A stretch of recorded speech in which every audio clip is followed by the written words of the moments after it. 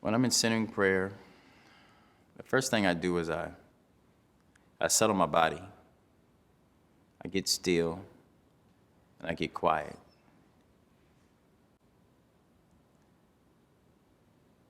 I allow my mind to just start to unload itself.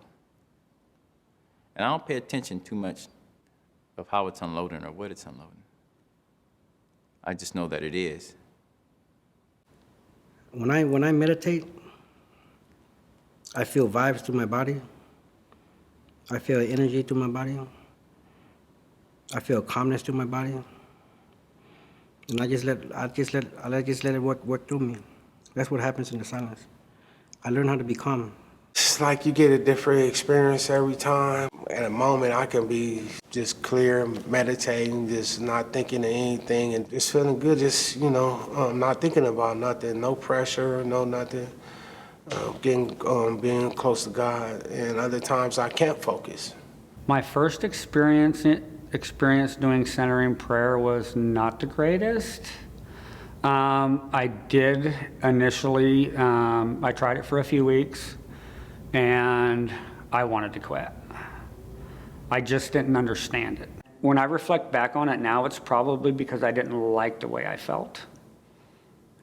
Sometimes it's tough to sit for 20 minutes. Sometimes the 20 minutes feels like an hour. Sometimes the 20 minutes feels like 2 minutes.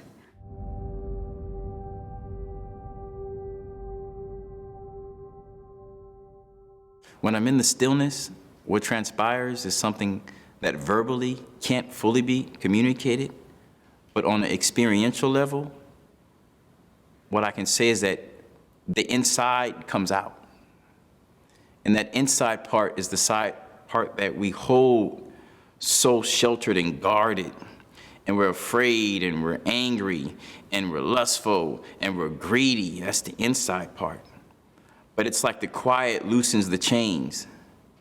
And when the chains come off, the inside naturally floats to the surface because it belongs out. Well, as you're in silence, the thoughts come and the thoughts try to sway you and the thoughts try to capture you. And like, you're probably thinking that, okay, I've only got 20 minutes and I've spent 15 of it with just random thoughts going through my head. Like I had 1,000 thoughts. But in between each thought, there was a moment of silence. And in that moment of silence, it was peace. And when the switch comes, what happens is you'll find yourself letting the thoughts go by. And just so you can focus on a little peace in between, a little healing peace in between the thought is what heals you. When you watch a train go by really fast and you got all the cars, those are your thoughts passing by because you can't stop your thoughts. In between the cars, when you see like the other side of the street, when there's no car for that brief second, those are your intimate relationships with God.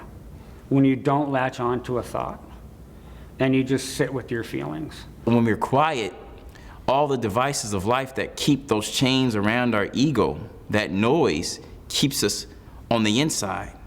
So the quietness is like a key that unlocks the chains, and then the true self emerges. Like I meet myself.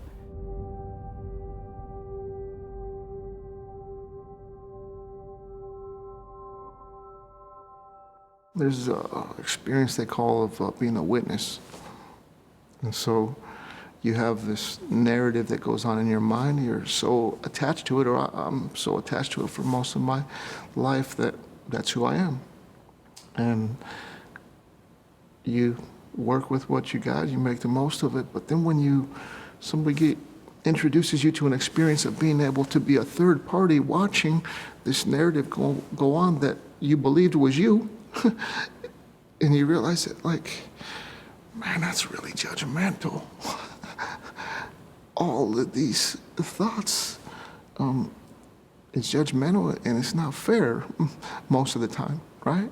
If my mind is telling me terrible things and my body is reacting in a terrible way, then I think I'm living backwards, because I think my mind is supposed to work for me and my body is supposed to work for me. So if I'm looking, so with the center in prayer, we're noticing that the thoughts and the stories come. So before the story would just come, but now I'm asking myself, why am I saying that? Why am I telling myself this story?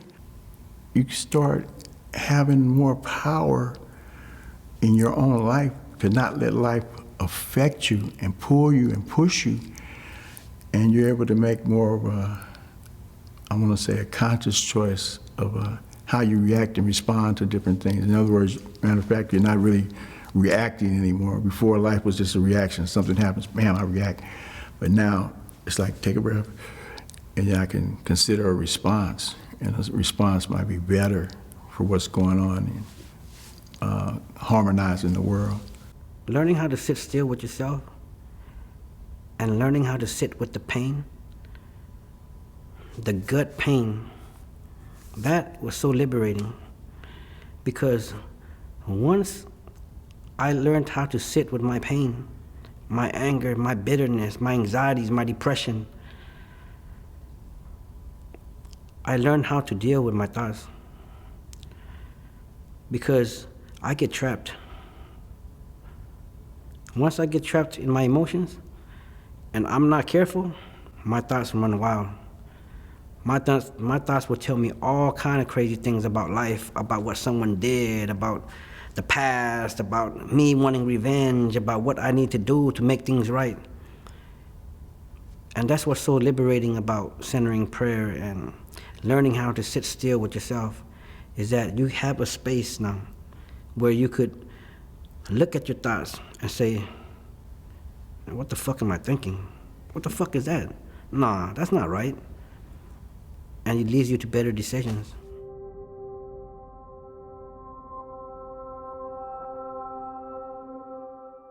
Before anything could make me feel any kind of way, that whatever the circumstances call for, if it's just calls for anger, anger. If it calls for violence, violence. If it calls for just being frustrated or whatever, you know. But now it's like I have more of a choice about what to do. I mean, I still have those feelings, but how will I present those feelings?